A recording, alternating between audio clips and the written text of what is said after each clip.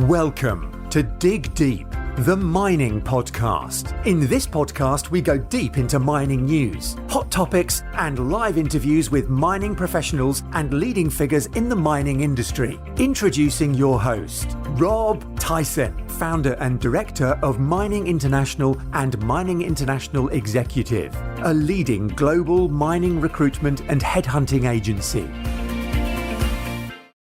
Hi, mining community. Welcome back to another episode of the Dig Deep, the mining podcast. And today's guest is Jake Klein, who's the executive chair of Evolution Mining, a leading growth-focused gold company operating in 5 wholly owned mines in New South Wales, Queensland, who are both in Australia, and Ontario in Canada. Jake is an experienced mining executive with a proven track record, having developed the Sino Gold company with a market cap of 100 million. To eventually selling the company to Eldoardo Gold for over 2 billion. So being at the helm of Evolution since 2011, Jake has developed this company to what it is today. So we're doing this podcast to hear more about that particular journey, what they've been up to, and he can give us an update on the company and what the outlook is. So that's welcome, Jake, to the podcast. How you doing, Jake? Thanks, Rob. Thanks for having me on. No, appreciate your time as well. So, wondering if you can tell our audience a little bit about your career, your background, what you've been doing. Obviously, been successful as I've mentioned. So, just wondering if you can give an overview of your career. Sure. I've always described myself as the accidental miner because if you'd asked me when I left school, I grew up in South Africa, Cape Town, South Africa. What my career was likely to be, mining would have been near the bottom. But I was incredibly fortunate to get into it. It's been an amazing career. I'm now described, I think, as a 30-year veteran of the industry.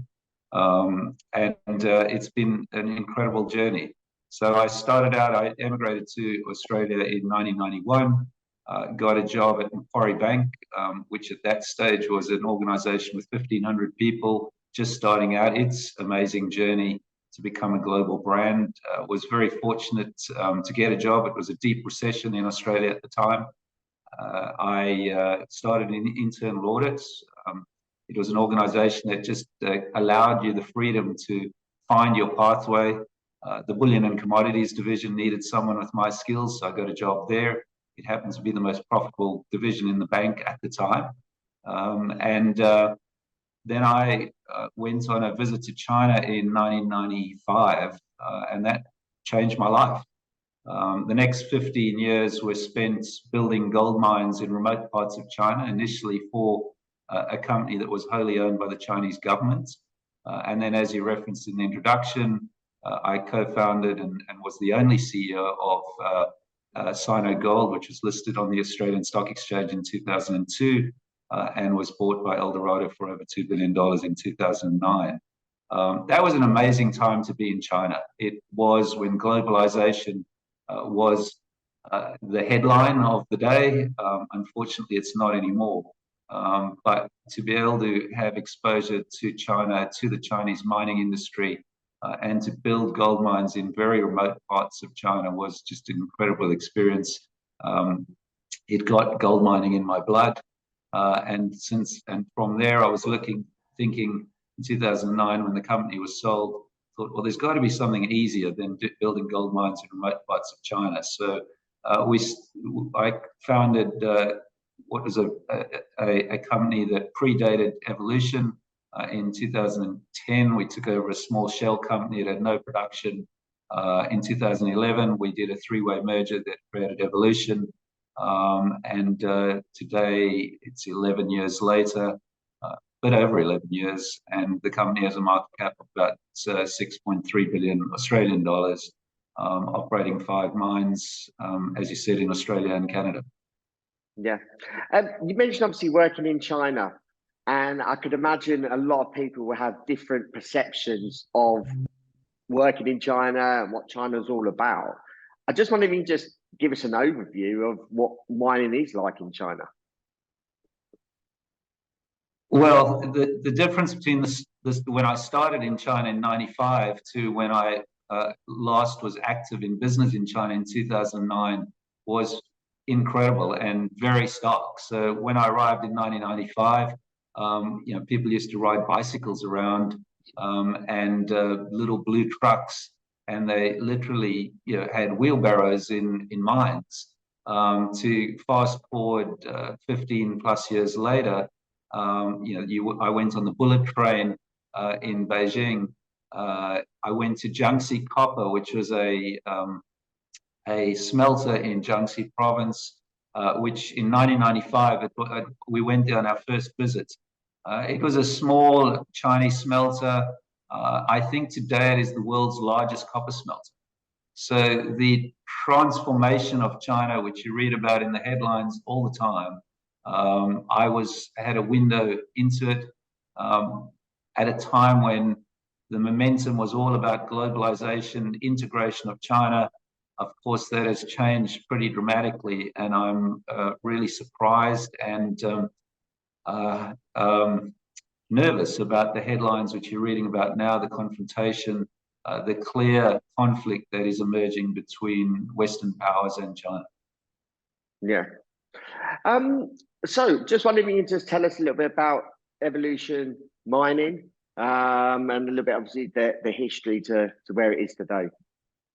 So as I said, we formed it in 2011. It was done via a three-way merger of two juniors, and Newcrest actually owned 33% of it. They vended in two assets.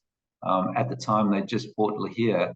And our whole thesis has been that we want to have a small, highly concentrated portfolio of assets. So 6 to 8 assets would be our ideal number.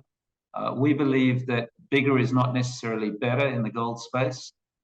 You want to be in the space where you can fund your own growth, but exploration and discovery and M&A can make a material difference to your valuation as well. So we've never tried or aspired to be the biggest. What we want to be is the most profitable and the highest margin business. And that's meant starting with 5 assets and very little production, and continually changing that portfolio like an investment manager would change their portfolio of investments.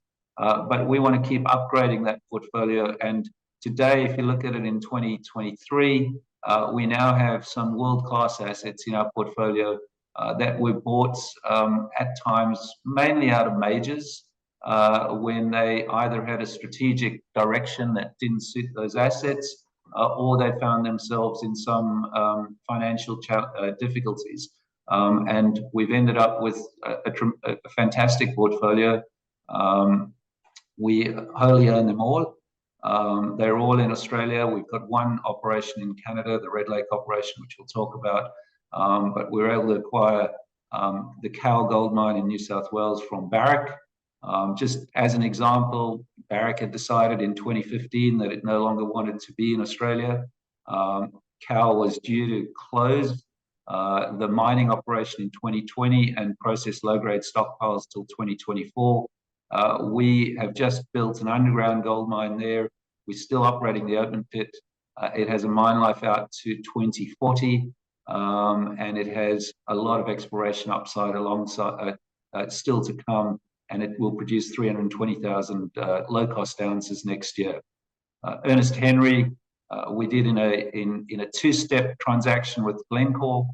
Glencore in 2016 was going through some financial difficulties and decided that it didn't want to sell any copper assets or copper exposure. So we devised a transaction that suited them. We bought all the gold and 30% of the copper. It is a copper gold mine with probably equal quantities in terms of value of copper and gold. And we bought 100% of the gold, 30% of the copper, and we paid them $880 million, which we've been repaid. I think we've made $1.3 billion in cash out of that deal. And then in 2021, late in November 2021, they decided that the asset didn't fit their portfolio anymore, and we acquired the balance of it. So we now own 100% of Ernest Henry. It has a mine life out to 2031. We're just doing a pre-feasibility study, which we think will extend that mine life materially. So that's been a flavor of how we've transformed the portfolio. At the same time, we've said that we're not going to be married to any asset either. And so we've sold 3 of our assets because they became non-core and not material to us. With the Australian gold price breaking 3,000 Aussie dollars for the first time recently, what's your current outlook for gold? Well, I said at Diggers and Dealers in August 2022, so just under 9 months ago, that I thought the gold price would be over 2,000 US dollars. And I think I'm going to be able to go back to Diggers this year and say that I told you so. The thing which I didn't quite get right is the Australian dollar, because generally when the gold price goes up, the US dollar weakens, and the Australian dollar gold price kind of stays relatively steady or increases at a lower rate than the US dollar gold price. What you've seen this year is quite unusual because the Australian dollar is weak as the US dollar gets such traction from the global fragmentation that we're seeing. And so you've got a lower Australian dollar and a rising gold price, which, as you say, the gold price in Australian dollars over $3,000 an ounce. Just for your listeners, a reference, when I started in the industry, $300 Australian was the gold price, and gold miners were able to make money at that price. So if you're not making money at 3,000 Australian dollars an ounce, you need to look for another business. Yeah, certainly. Evolution is about to complete the final deliveries into its hedge book this quarter. What does that mean for the business? So we've got 2 studies that are being completed. We've got the pre-feasibility study at Ernest Henry, which is really as I said, a world-class asset, which we will see. I'm confident we will see significant and material mine life extensions there. We are also completing a growth study, a feasibility study for the Mungari operation, which will increase production from 2.1 to 4.2 million tonnes per annum and take production from around 125,000 ounces to about 180 to 220,000 ounces with a 10-year mine life. And then we need to transform Red Lake, and we need to still deliver value over there. But we have a cornerstone group of assets then, which are, I think, best in class, low cost. We're one of the lowest cost gold producers in the world. Our gold cost of production is less than $1,000 an ounce, and we're nearing the end of our growth projects in terms of the Cowal project, which was a very capital intensive period. So you should see from us higher cash generation. We're entering into a period where we're unhedged from the end of June. We've paid 20 consecutive dividends, and I see the future is pretty bright for us.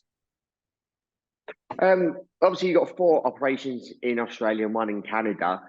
What is the biggest challenge and also the biggest opportunity for Evolution that you're currently facing? So the last couple of years, we've had some operational hiccups, largely around our operation in Canada. We bought that from Newmont. We knew it was an undercapitalized, unloved asset. We just didn't realize how undercapitalized and how unloved it was.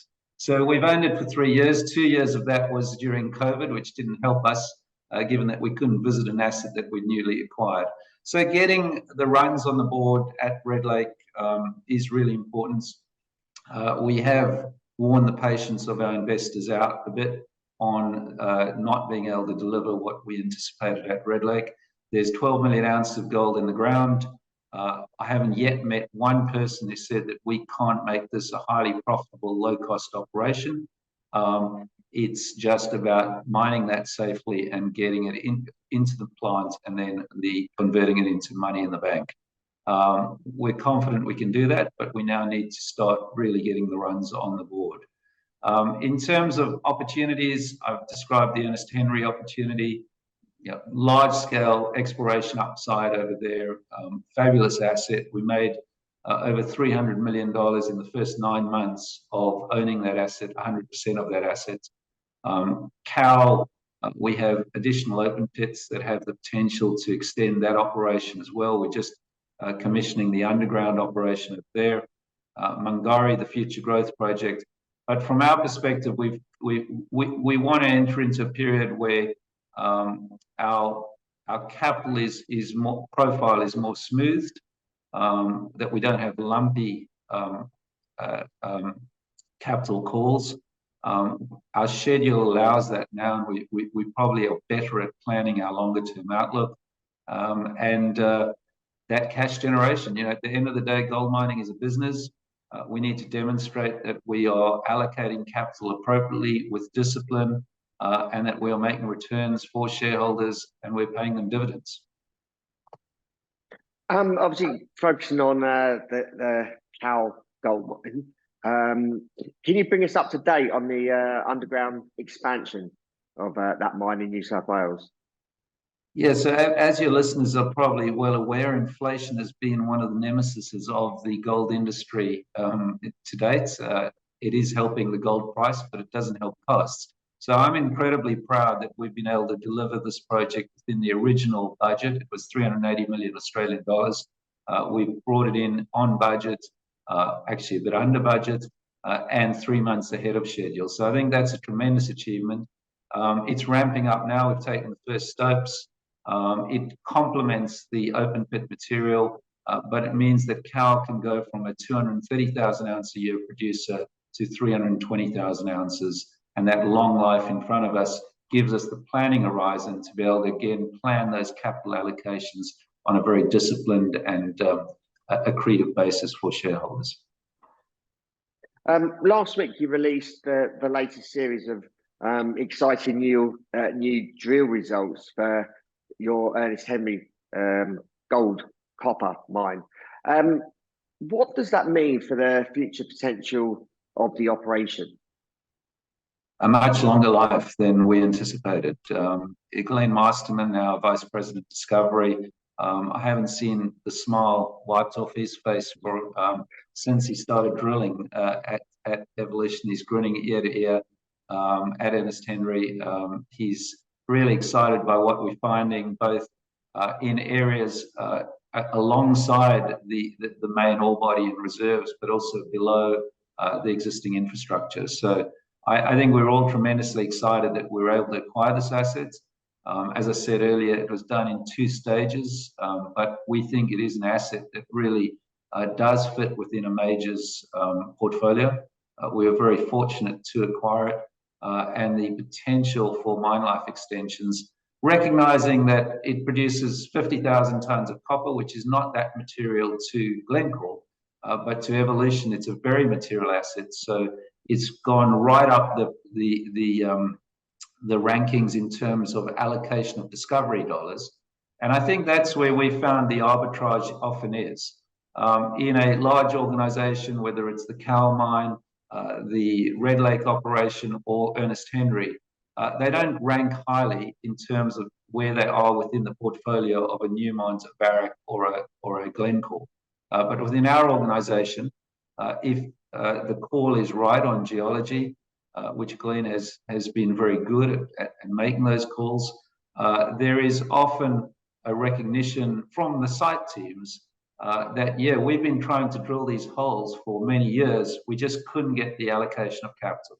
And that's part of the reason why we're also happy to sometimes put smaller assets within our portfolio into other people's hands, because it goes up the rankings from their perspective in terms of priorities. And they have been able to extend the mine lives. They're just smaller assets. So I'm a big believer in getting assets to fit within organizations or into portfolios of organizations where they get the right allocation of capital. Evolution is looking at a very innovative end-of-life project at its Mt Rawden mine in Queensland.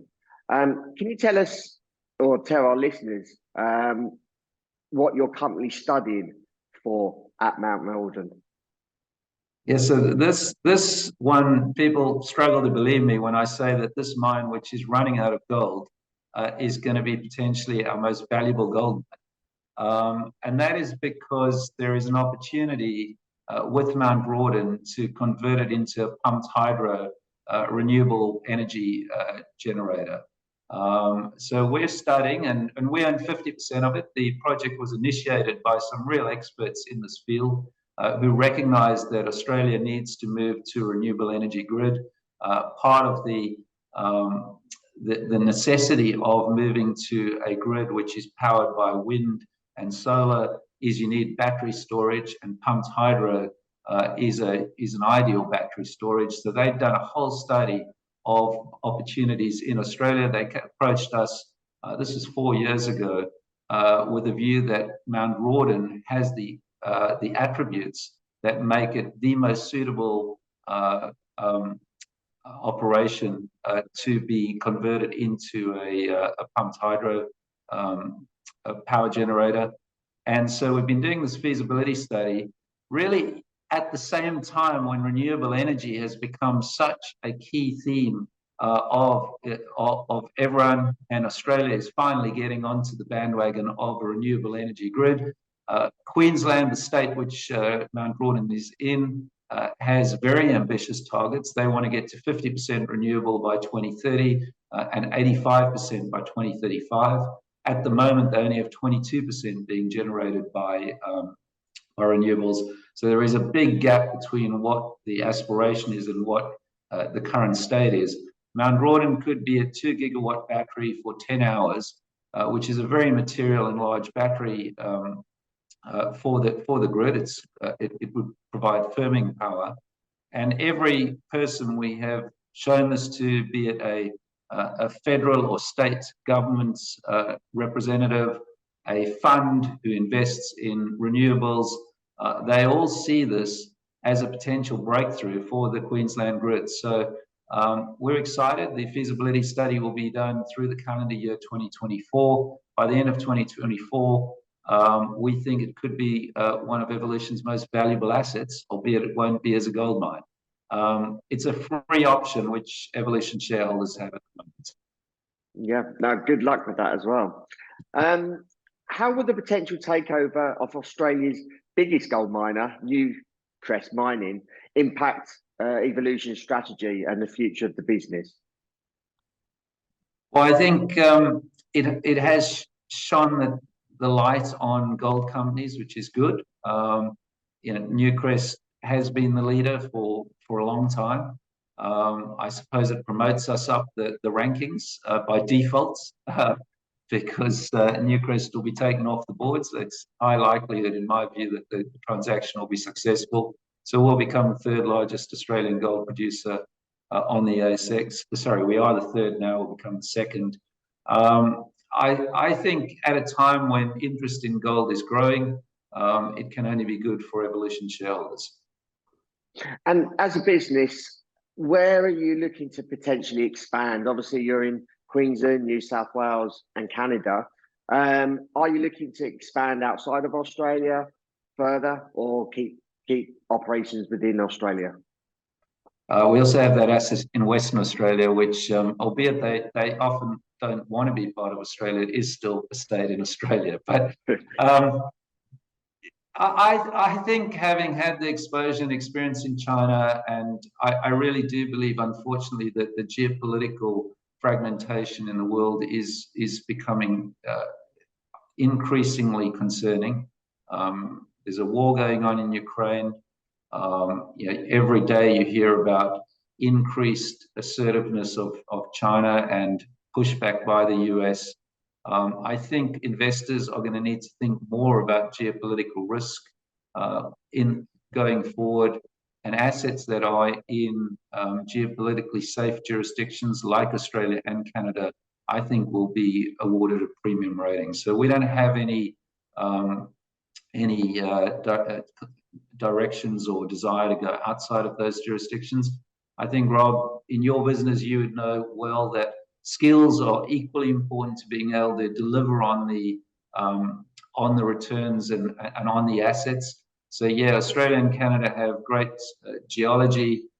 They have great mining legislation, and you can be secure in owning the asset. But they also have great skills. which are required to deliver on these assets. And what's the outlook of the company for the remainder of this year, and I suppose looking at a longer term future? So we recognise that gold is a cyclical business. We're I think at the start of a good part of the cycle, but most gold companies are still between 20 and 40% off their highs when gold was last at $2,000 an ounce in 2020.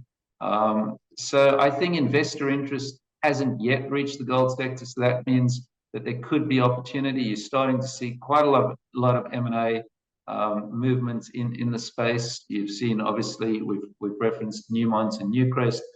Glencore has made a bid for Teck. There is quite a lot of activity in the sector at the moment, which I think is good. It creates interest and it creates opportunity, because we are always circling around and looking for that asset, preferably in a major, but not necessarily, one that can improve the quality of our portfolio, be accretive to our shareholders.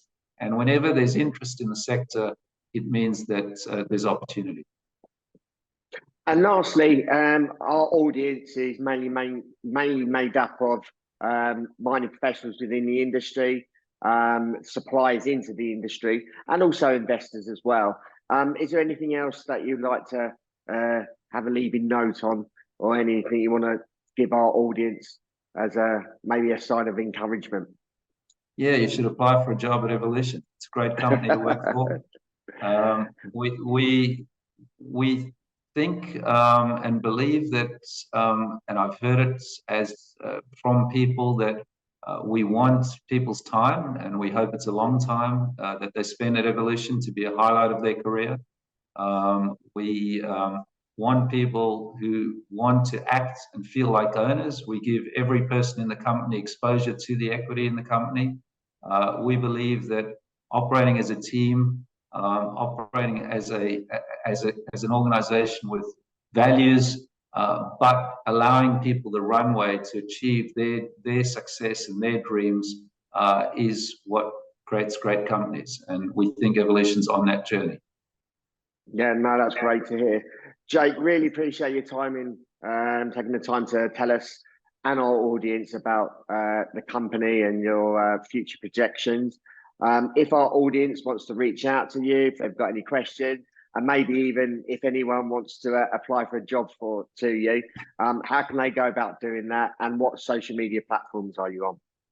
We're on LinkedIn. I'm on LinkedIn as well. But I think I should have given you a plug and said that they should go through you to get a job at us.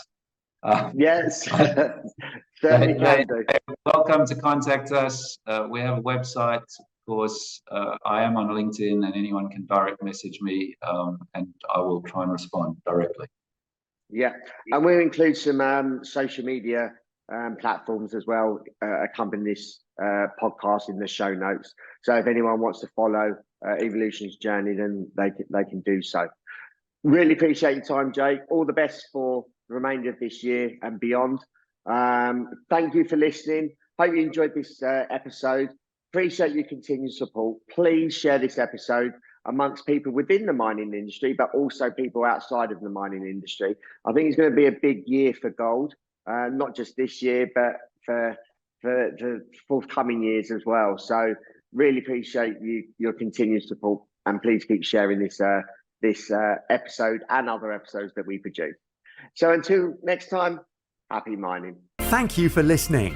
Remember to reach out to Rob via the show notes, and be sure to subscribe and leave a review. Until next time, happy mining, helping each other to improve the mining industry.